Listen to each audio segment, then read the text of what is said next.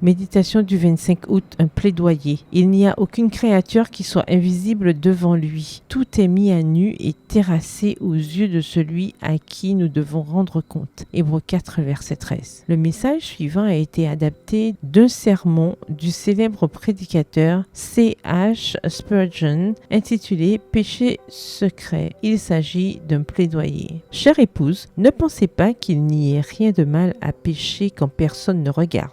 Le fait que votre mari n'ait pas découvert votre liaison illicite ne vous absout pas. Ce n'est pas sa notoriété qui rend un péché plus ou moins grand. Ne définissez pas le péché à l'aune de vos sentiments ou de ce qu'en disent les incroyants, mais d'après ce que Dieu dit dans sa parole. Reconnaissez votre faute devant Dieu et demandez-lui pardon. Il offre sa grâce à chacun d'entre nous.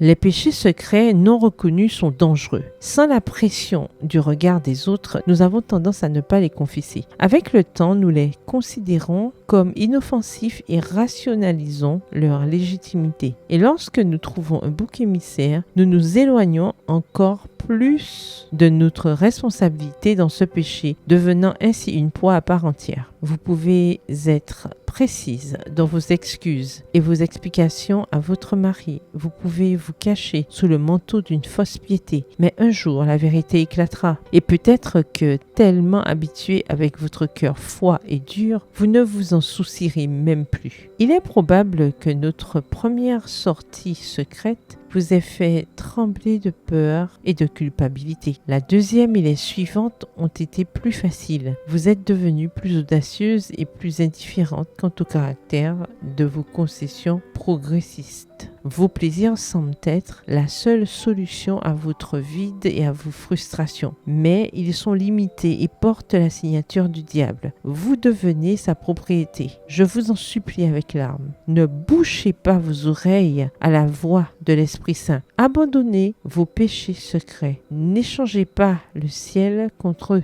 Si votre volonté est tellement corrompue qu'il vous est difficile de changer, rappelez-vous que nous pouvons nous emparer de la volonté de Dieu. Elle est pure, sainte et agréable. Lors du jugement, Dieu ne regardera pas votre compétence professionnelle, ni les injustices que vous avez subies, mais à quel point vous vous êtes engagé dans le péché. Il détruira ce péché et ceux qui y sont liés. Je suis triste de votre état. J'ai prié avec amour pour vous et je vous ai exhorté et je suis en paix devant Dieu. Qu'il transforme votre cœur et vous prépare pour le ciel. Bonne journée et que l'Éternel vous bénisse.